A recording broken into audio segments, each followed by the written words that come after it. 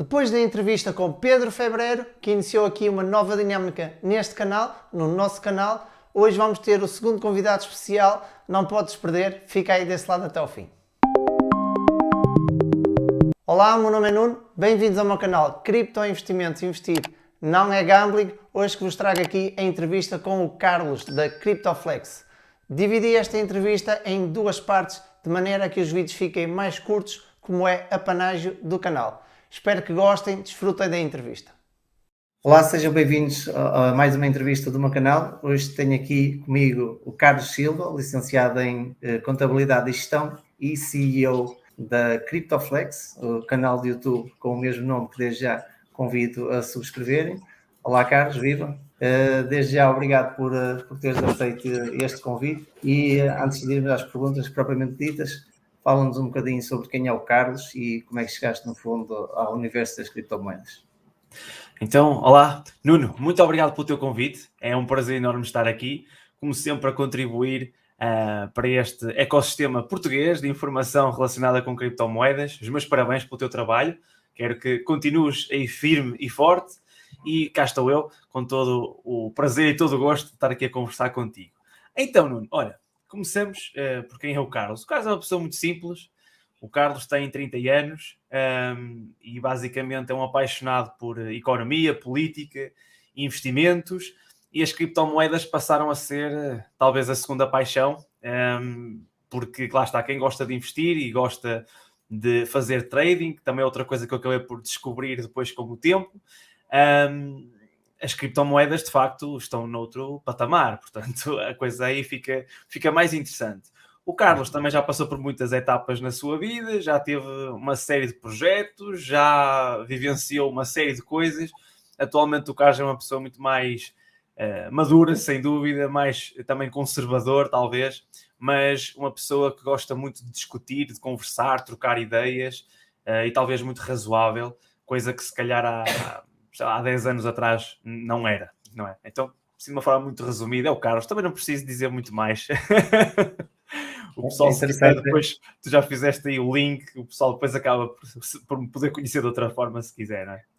Interessante essa tua, por acaso não estava previsto aqui no meu guião, digamos assim, mas é interessante essa tua, já ouço o teu canal com frequência e a maneira, tu repetes várias vezes essa ideia da razoabilidade, de sabermos discutir e falar sem sermos extremistas e acho curiosa essa tua abordagem, no sentido desse tal, reflete no fundo esse amadurecimento, não é? Eu vejo um bocadinho nessas palavras e acho que nesse caminho ainda tenho um longo caminho a percorrer, digamos assim. Olha, pronto, então Carlos, primeira perguntinha aqui para ti. O que é que significa para ti Bitcoin? Fala-nos um bocadinho da tua experiência, a primeira vez que ouviste falar, ou que contactaste, ou se ouviste falar e não ligaste, e depois é que voltaste lá. Conta-nos um bocadinho o que é Bitcoin para ti. Olha, Nuno, para mim Bitcoin, agora que o conheço, para mim Bitcoin é liberdade, ok? É liberdade, é equilíbrio. Posso mais para a frente, se calhar, explicar um bocadinho melhor o porquê de eu dizer isto, mas que é o mais importante da pergunta que tu pretendes saber, ou melhor, da resposta que tu pretendes, é eu, quando conheci Bitcoin, não rejeitei-o. Portanto, eu costumo dizer, eu tenho um grande arrependimento por isso. Foi-me apresentado no primeiro ou segundo ano na faculdade, portanto, estamos a falar já há uns anos valentes, e eu rejeitei-o, ok? Não quis saber, porque lá está, uma pessoa de economia, eu só pensava moeda, não é? Porque diziam, criptomoedas. E eu pensava, não, moeda é emitida por um banco central. Portanto, quem é o banco central que emite lá essas coisas? Não existe, nunca ouvi falar, portanto, rejeitei logo, imediatamente. Cometi o maior erro da minha vida, coisa que, graças a Deus, daí para a frente nunca mais o fiz, que é comentar ou reprovar uma coisa sem estudar ou pesquisar. Daí eu dizer muito essa parte da razoabilidade, é importante nós sermos razoáveis nesse quesito. Então eu rejeitei. Anos mais tarde, ou seja, só em 2020, quando veio o Covid, eu realmente reparei que depois de toda a desgraça e mais alguma, a Bitcoin ainda lá estava. Ora, então aí se calhar deu um estalinho e disse, Carlos, se cá já chega de seres aí tão cético, ainda para mais nem faz a mais pequena ideia o que é aquilo, vai lá estudar um bocadinho. E foi aí que eu fui estudar. E aí, lá está, o arrependimento foi aquele balde de água fria que caiu sobre mim, porque lá está, falo da liberdade e é aí que tudo choca, não é? Portanto, os meus valores, os meus princípios estavam ali, numa tecnologia, lá está, estavam ali numa tecnologia chamada Bitcoin e que eu tinha reprovado, ou seja, estava a reprovar o Carlos sem o conhecer, ou seja, isso criou ali um limbo na minha cabeça e fez mudar a minha perspectiva e agora não tem nada a ver. Ok, muito bem. Olha, então achas que Bitcoin, à semelhança das perguntas que eu fiz com o Pedro, como tínhamos falado, vamos aqui fazer algumas perguntas que são ligeiramente ou são bastante parecidas. Há aqui perguntas mais específicas em função do tipo dos convidados, não é? Todos eles têm as suas características, mas também há aqui perguntas que são parecidas até para perceber a perspectiva das diferentes pessoas sobre as mesmas questões. Claro que algumas respostas é como te disse em privado, sei, mas para aqui, para a nossa plateia, achas que Bitcoin é de facto a única moeda que pode subsistir, o único criptoativo, que eu sei que tu gostas de tratar assim por ativos, se bem que lá está Bitcoin, podemos dizer que pelo menos em algumas zonas do mundo já é moeda, não é? Mas em geral, se achas que Bitcoin é o único criptoativo que vai subsistir ou se de facto existem outros projetos, que no fundo para mim cada cripto é um mini projeto ou um mega projeto, seja ele o que for. O que é que tu achas? Dá-nos a tua opinião sobre isso. Boa Se achas pergunta, que só o Nuno. Bitcoin é que ou se há outras que poderão fazer o mesmo. Uhum. Não. Eu acho que a Bitcoin tem um propósito e as outras cripto ativos têm outros propósitos. Portanto, não. Acho que muitas vão ter uma participação. Aliás, eu não estou a ver, é a minha convicção. Este mundo de criptomoedas é como se fosse o S&P 500 ou o Nasdaq atualizado. Ou seja, as empresas vão estar aqui, os grandes projetos vão estar aqui, os pequenos projetos vão estar aqui. Portanto, a minha convicção é que isto é um novo mundo e, como tal, tem a sua rejeição, tem a sua desconfiança, tem os seus erros, as suas falhas. Tem que ser desenvolvido, precisa de tempo, precisa de investimento, precisa de apoio, precisa de uma série de coisas. Portanto, eu acredito que não, a Bitcoin não é a única e, aliás, a Bitcoin é uma coisa, na minha opinião, atenção, isto é a opinião de Carlos, à parte de todas as outras. Portanto, a Bitcoin tem uma importância diferente. Lá está, para mim a Bitcoin é a liberdade, é o equilíbrio de tudo e os outros criptoativos não. Podemos estar a falar de tecnologias, empresas, projetos, comunidades, portanto, pode ser diversas coisas. O que a Bitcoin já não é, não é? Na Bitcoin já estamos a falar de outra coisa. Exatamente. Olha, e então, falando agora aqui da segunda maior criptomoeda ou criptoativo, como é que viste aqui a passagem de Ethereum de Proof of Work para Proof of Stake, o chamado Merge, e como é que encaras agora o futuro da blockchain de Ethereum? Uhum. Ora, então é o seguinte, nós já sabíamos que, não é, que a Ethereum ia acabar por deixar o Proof of Work e virar Proof of Stake. Eu tenho uma opinião particular que me diz que eu sinto mais seguro com o Proof of Work. Gostaria, lá está, na minha ideologia eu gostava que a Bitcoin e a Ethereum se mantivessem duas estruturas muito descentralizadas ou mais descentralizadas possíveis. Visto que já não vai ser possível na Ethereum, porque lá está, o Proof of Stake tem a grande vantagem de, ok, há aquele argumento de qualquer pessoa agora pode ser minerador de Ethereum, não é bem assim.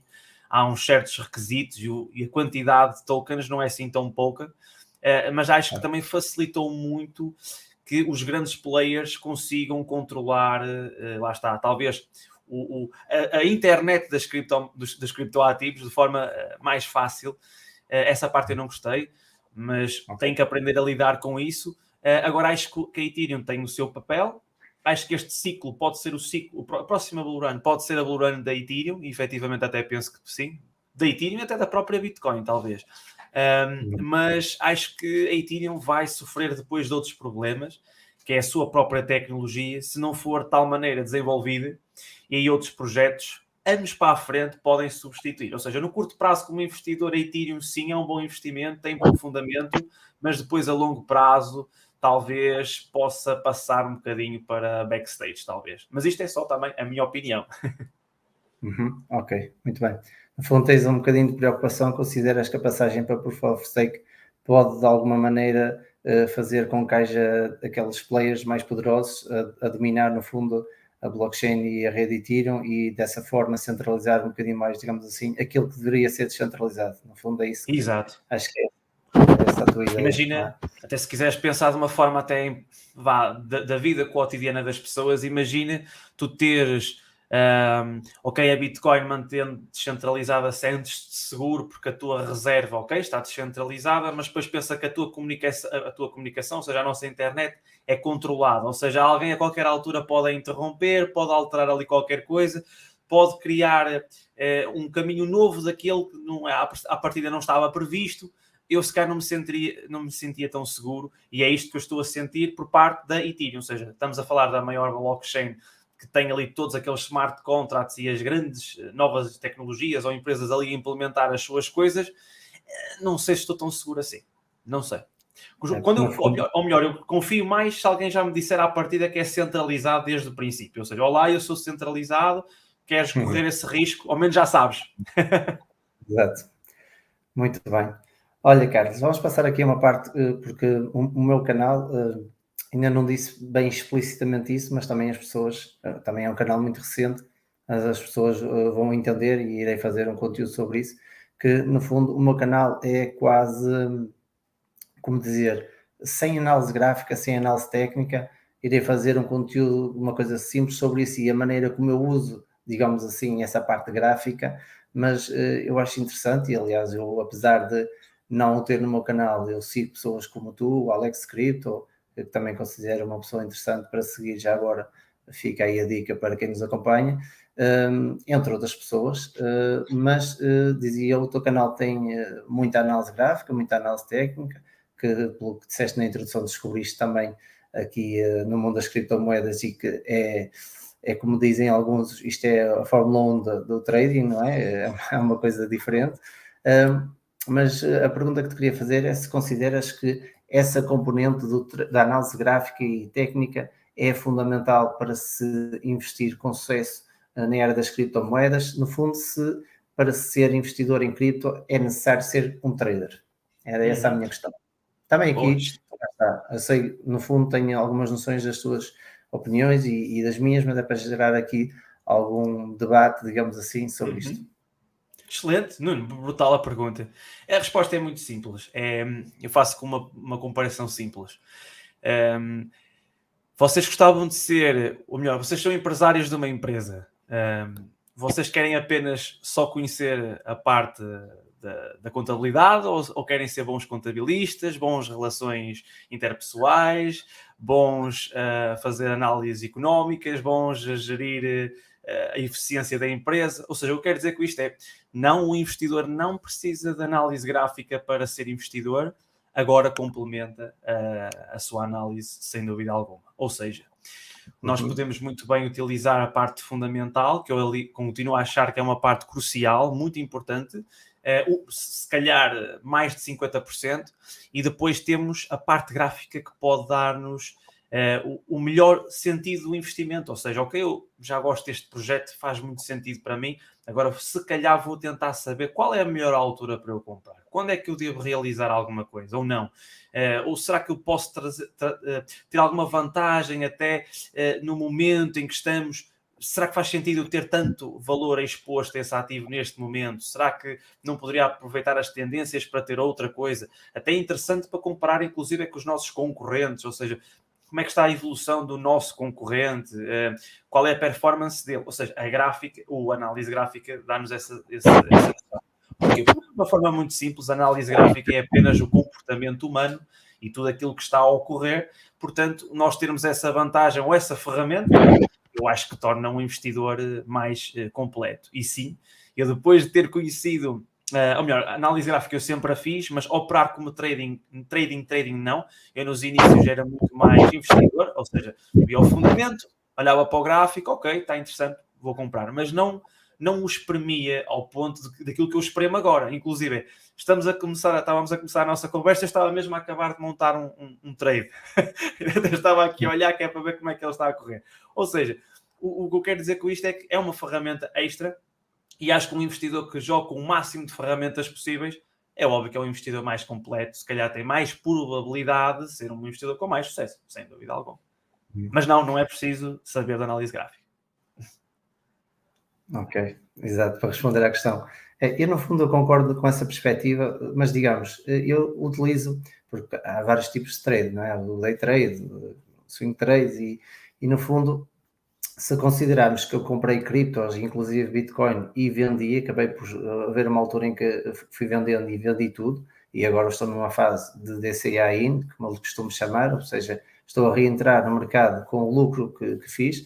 Eu considero interessante isso, ou seja, aquilo que eu estou a tentar dizer é, percebo que quem queira fazer disso profissão, tipo um trader, possa fazê-lo, mas aí eu considero que tem que despender, é quase como tirar uma licenciatura, como eu costumo dizer, é preciso realmente passar muitas horas, se calhar 10, 12 horas por dia, durante se calhar 3, 4 anos, para se poder considerar um trader com sucesso, isto aqueles que atingem esse patamar, e essa porcentagem é pequenina, e no fundo é essa ideia que eu não sei se corroboras ou não, e que também queria passar para quem pensa que chega aqui e consegue, não é, com o trading, ficar do dia para a noite, e depois, pronto, esse é um aspecto, e eu considero que de facto, e lá está o conteúdo que eu irei fazer, é no sentido de abordar isso. Nós temos, se olharmos no macro, não é? Se olharmos para um gráfico do Bitcoin na sua história total, digamos assim, é relativamente fácil olhar para a linha e dizer, o que é que achas? Achas que isto é uma boa altura para comprar ou não? Ou seja, vês os topos, por exemplo, dos 20 capas ou agora dos 68 capas e agora, por exemplo, estamos nos 18 mil e é claro que uma pessoa abrindo assim o gráfico olha para ali e eu penso que qualquer pessoa minimamente sensata consegue perceber qual será a melhor altura para fazer um DCA, para ir acumulando, não é pegar e comprar tudo de uma vez, nem vender tudo de uma vez, mas lá está, eu considero que nessa parte, sim, é óbvio saber o que é, lá está, um topo, uma resistência, pá, aqueles conceitos básicos. Acho que isso pode ajudar imenso para o que é um período de acumulação. Quando vês aquela linha, eu entrei em 2019, mal eu sabia, lá está, se eu tivesse conhecimentos básicos sobre gráficos, eu saberia que eu estava a entrar num período em que o Bitcoin estava em acumulação há praticamente 2 anos, eu entrei mesmo no final desse período de acumulação, portanto eu iria a correr, digamos assim, a acumular o que conseguisse, porque efetivamente foi uma oportunidade única na vida, ou única não digo, porque haverá agora outra, eu acredito, mas lá está. Sabendo esses conceitos básicos, aí sim eu considero que de facto é preciso saber, lá está, o todo da empresa, e isso sem dúvida que é um know-how que tu deves ter, nesse sentido de saber quando é que deves acumular e não comprar nos topos e vender nos fundos, que é no fundo o que a maioria das pessoas faz. Mas desculpa, queria perceber a tua opinião sobre essas duas facetas, digamos assim. E se tu fazes mais day trading, se fazes, lá está, eu acho que daquilo que eu fui ouvindo, do que tu dizes, tu agora não és trader, mas fazes as tuas trades sem compromisso, entre aspas, ou seja, pá, quando achas que vês um setup que te agrada ou que vês que está ali uma boa oportunidade, mas fala-me um bocadinho sobre isso. Perfeito, Nuno, brutal o que tu disseste, concordo com tudo. E o que eu posso contribuir para acrescentar é que quem vai começar agora a fazer trade, eu vou-vos dar o meu relato. Eu acho que pelo meu relato vocês conseguem perceber. Quando nós entramos para o mercado e dizemos assim, não, eu vou virar trader, tenham noção de uma coisa que eu costumo dizer, inclusive aos meus alunos, porque nós temos uma turma mesmo de formação, e então eu vou-vos dizer. Quando nós chegamos ao mercado de trading, nós estamos a competir contra três coisas, mas eu vou-vos elencar. Primeira, os melhores robôs do mundo, programados pelos melhores traders do mundo, com uma inteligência artificial, lá está, inteligência artificial, ou seja, é uma coisa completamente acima da média, né?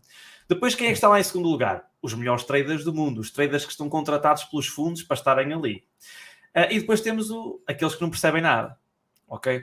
Ou seja, nós até, se olharmos para estes 3 fatores, até dizemos assim, se formos bom, na melhor das hipóteses, ganhamos daqueles que não sabem nada. Mas há ali 2 que nós nunca ganhamos. E a matemática diz-nos o quê? Se nós tentarmos operar contra eles, nós vamos perder sempre. À partida nós perdemos sempre. Só temos uma oportunidade de vencer. É operar em conjunto com eles. Ou seja, a chave não está nós acharmos que vamos ser aqueles atores de cinema que vemos que conseguem criar ali aquelas loucuras todas em Wall Street. Aquilo não existe, é um caso único no mundo inteiro, até porque a estatística diz que a maioria das pessoas perde no trading, e é verdade. E é por isso que foram criados os... E em cripto, então, Deus me livre. O que eu quero dizer com isto foi por isso que foram criados os robôs, não é? Porque os robôs conseguem ler o gráfico, têm toda a matéria, não é? Sabem exatamente a matéria toda, foram programados para isso, mas depois não tem o fator mais importante, e é este que eu queria vos relatar pessoalmente, que é a emoção. A emoção é um grande problema, porque nós, quando estamos com muita pressão em cima de nós, geralmente somos maus a operar, seja em que trabalho for, mas principalmente no trading, que é muito minucioso. E então, o que acontece? O gráfico está feito de uma forma, ou os robôs conduzem-nos a achar uma coisa para nos levar até à nossa última, ou seja, espremer de nós o máximo. Nós vamos estar constantemente na convicção que estamos certos, e no momento em que achamos que estamos certos, nós vamos tomar uma operação errada, e a partir daí o que acontece é que nós estamos fora do jogo. Eles tiram-nos do jogo e até depois logo assim dá a continuação daquilo que nós achávamos, mas isso foi feito de propósito para nos levar até esse extremo. Ou seja, é aí que eu digo que toda a gente perde dinheiro e muita gente perde dinheiro. O que é que nós tentamos fazer? Pelo menos eu, Carlos, e é isso que eu transmito aos meus alunos, é criar métodos para nós tentarmos diluir essas perdas, ou quando elas aparecerem nós conseguimos ter ali uma estratégia para tentar combater isso. Mas lá está, nós não estamos aí contra a probabilidade. A boa gestão de banco é fundamental. Qual é o setup que usamos e, acima de tudo, como é que nós fazemos depois a gestão do stop? Temos que aplicar um stop, de que forma? E depois como é que tentamos ir recuperar o que está perdido? Não é só, perdi agora, vou meter o dobro. Calma lá, há aqui uma série de outras coisas. Eu acho que é por isso que as pessoas perdem muito dinheiro, não têm uma estratégia, não sabem operar, e concordo quando o Nuno diz que é preciso muitas horas de gráfico. Malta, é verdade. Eu hoje sei que sinto muito seguro com o gráfico, mas, meus amigos, eu quando comecei a estudar gráfico, eu ficava horas e horas e horas e horas e horas. Era as pessoas, meus amigos, a querer sair. Eu não saía só para estudar aquela coisa. Era mesmo, foi comer gráfico, eu costumo dizer, foi comer gráfico de trás para a frente. Não é fácil. E hoje não sou day trader. Comecei com day trader nas criptos. E posso-vos dizer que a minha relação, se cá pessoal, ficou até mais complicada, porque eu comecei a ficar uma pessoa muito insuportável. Porque lá está, nem todos os dias correm bem. E há um dia em que estamos mesmo com muita pressão. Comecei a ter alguns problemas na minha relação com a minha namorada, com a minha família, ao ponto que as pessoas diziam, cara, estás mais intolerante, estás muito estressado, estás mal disposto. E eu não queria isso, né? E essas pessoas também não quiseram isso, até eu deixei, fiz uma troca, ou seja, voltei-me a dedicar àquilo que eu já fazia mais vezes e que era melhor, e mais devia ter ficado nisso, a fazer as minhas mentorias e a fazer os meus planos económicos. Mas agora não, agora faço trading quase na desportiva. E quando vocês tiram a pressão do jogo, meus amigos, é aí que vocês começam a ganhar dinheiro. E aí é o que eu vos posso dizer por experiência própria. Foi exatamente quando eu entro agora, quando eu vejo que está bom, ou seja, eu espero todos os 300 e 1.000 sinais possíveis e digo assim, olha, bateu certo, até estou a ver, olha, vou entrar agora. E entro sem pressão. Porquê? Porque eu já não preciso de fazer dinheiro para pagar contas. Quando vocês chegam a esse ponto, é aí que vocês começam a ver que de repente já ganham um bocadinho, depois quer já dar um part-time, depois quer já dar um salário, mas até chegar aí há uma longa jornada pela frente e até lá é muito prejuízo, é muita dor de cabeça, a menos que vocês consigam entrar logo com o chip certo, que é, pronto, eu não vou fazer isto para ganhar dinheiro, vou só para aprender, pronto, então tenho tempo, vou estudando, vou ficando cada vez melhor. Não desculpa lá a demora, mas para explicar isto eu acho que é importante ir ao ponto. Carlos, era nesse ponto que eu queria, até por acaso não me estava a lembrar, mas eu creio que foi no teu aniversário, na tua live de aniversário, que a tua própria namorada falou sobre isso, sobre o facto de vocês terem tido esse período difícil, e é esse tipo de sinais. Eu acho que até o conteúdo mais importante da entrevista contigo é um dos pontos fortes, seria este, que eu queria mesmo captar, digamos assim, para que as pessoas tenham essa noção, porque efetivamente não é fácil, e mesmo eu também estudei e experimentei no início estar ali, sei lá, um mês intensivo, sempre ali a tentar e perceber, estudar, e gráficos e padrões, e estar a fazer mesmo trading, day trading, não sei, só para experimentar aquela sensação, e de facto, e nós até podemos saber a teoria toda, mas lá está, uma coisa é a teoria e outra coisa é ter o mindset para que o teu cérebro não se deixe levar, ou melhor, sim, o teu cérebro manda nas tuas emoções e não ao contrário, que é isso que faz perder a maior parte das pessoas, o dinheiro, é isso, as tuas emoções falam mais alto que a razão, e é o que faz, por exemplo, as pessoas entrarem em trades logo a seguir a perderem e meterem o dobro do dinheiro, como tu estavas a dizer, entre outros fatores.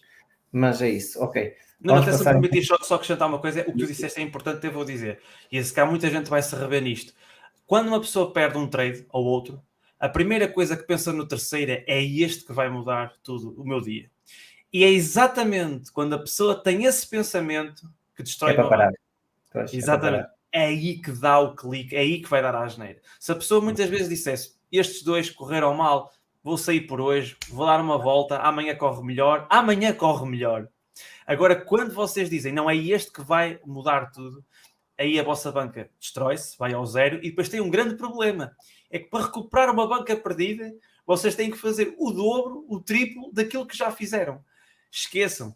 Esse é exatamente aquilo que acontece. É por isso que eu estou a dizer, lá sabe, porque eu acompanho vários alunos, já foram muitos alunos que nós conseguimos já a torná-los muito mais rentáveis, mas o caminho deles no início, cuidado, meus amigos, estamos a falar de meses, meio ano, 8 meses, que a maioria perdeu dinheiro. Alguns deles agora estão a começar a dizer assim, olha, estou há 3 meses, 4 meses consecutivos a conseguir ganhar dinheiro. Mas estão a ver este delay, tiveram que aceitar durante todo este período, levar na cabeça, sem sair da estratégia. Mas quem é que aceita levar na cabeça sem sair da estratégia? Um robô, não um ser humano, porque o ser humano tem emoções. É por isso que eu estava a falar há pouco da cena dos robôs, porque é mesmo isso. Foi por isso que eles foram criados. Exatamente. Grande Carlos, vamos aqui passar esta fase agora destas questões do trading e vamos para os NFTs. Como é que vês os Non-Fungible Tokens? O que é que achas sobre eles e o que é que achas que nos poderão trazer no futuro? Lá está, eu nunca vou rejeitar tecnologia, não é? É algo que eu nunca farei. O que é que eu vejo nos NFTs? Para mim, os NFTs vão ser uma porta aberta para muitas coisas no futuro. Aliás, eu penso que é importante nós começarmos a informar-nos um pouco sobre NFTs, inclusive nós até na CryptoFlex estamos agora a fazer um trabalho até interno com uma espécie de formação também que vai iniciar agora com os nossos alunos por causa dos NFTs. Porquê? Porque as pessoas não só estão a olhar para os NFTs como imagens, não é? Como estas coisas que temos aqui, como por exemplo foi um aluno nosso que me ofereceu isto aqui, mas o NFT vai muito para além disto, ou seja, isto é o que nós vemos hoje, porque a tecnologia está a começar, se calhar é uma forma mais simples de tentarmos demonstrar o que é um NFT, mas ele vai muito para além disso, ou seja, um NFT, acredito eu que no futuro vai ser, olhem, por exemplo, esta folha é um documento, imaginem um documento que está aqui, isto pode ser um NFT, ou seja, eu posso estar a negociar com o Nuno no futuro, por exemplo, a compra de um carro, imaginem que o Nuno vai-me vender o carro dele, eu vou comprar o carro do Nuno, se calhar aquela certidão que vocês têm que preencher à mão e aquilo tudo, não vai existir mais, ou seja, o livreto do carro do Nuno será um NFT, por isso simplesmente ele vai-me passar o NFT para mim, vai vender, vai haver uma troca, e dentro daquele NFT terá uma coisa escrita, um smart contract, que vai dizer então quais são os termos deste acordo e deste negócio entre mim e o Nuno. É para aí que eu acho que vão os NFTs. Estou a dar um exemplo muito simples, como é óbvio, mas podemos ir para muito mais coisas. Vocês são autores de música. Olha aí, eu tenho uma guitarra, já tive uma banda, crio uma música. Quero vendê-la. A minha música pode ser um NFT. Inclusive, os Muse fizeram um álbum que era um álbum, era um NFT. Portanto, é para aí que eu vejo que vai os NFTs. Portanto, se calhar o NFT vai estar na nossa vida cotidiana, em todo o lado, e nós podemos até nem reparar nisso, não é? Portanto, aliás, há um estudo que dizia, não sei se tu viste, que dizia que daqui a não sei quantos anos, praticamente mais de metade de todas as coisas que fazemos na vida vão ter uma ligação com as criptomoedas. E eu acho que se calhar os NFTs vão ser até os responsáveis por essa maioria de funções, não é? Porque tudo isto é um NFT. Olha, vocês vão ao médico, o médico passa-vos uma receita, se calhar a receita já vai ali a um NFT, já vai direto até para a farmácia, quando vocês... não sei, eu vejo isto de uma forma muito interessante para o futuro. Uma tecnologia claramente interessante. Concordo com essa visão. Olha, Carlos, então, próxima questão. Em que fase é que achas que estamos no cômputo geral das criptomoedas? Em que fase de adoção, em termos mundiais, em Portugal em particular, e mundial, em termos mais genéricos? E se achas que haverão mais países como El Salvador, por exemplo, a adotar a Bitcoin como legal tender, e até cidades como a própria Lugano, na Suíça, a primeira cidade europeia a adotar Bitcoin como legal tender? O que é que achas, lá está, em que fase de adoção é que estamos? Se ainda estamos numa fase muito precoce, se já estamos ali em meio, o que é que tens a dizer sobre isso? E ficamos por aqui. Não te esqueças de subscrever o canal e ativar as notificações no sininho se queres ser um dos primeiros a ver a segunda parte desta entrevista com o Carlos da CryptoFlex. Deixem também o like se gostaram deste tipo de conteúdo e também aí nos comentários podem escrever as pessoas que gostariam de ver entrevistadas aqui no nosso canal Cripto Investimentos. Investir não é gambling. Não se deixem levar por esquemas de dinheiro fácil e rápido, porque isso simplesmente não existe e, como sempre, vemo-nos no próximo conteúdo.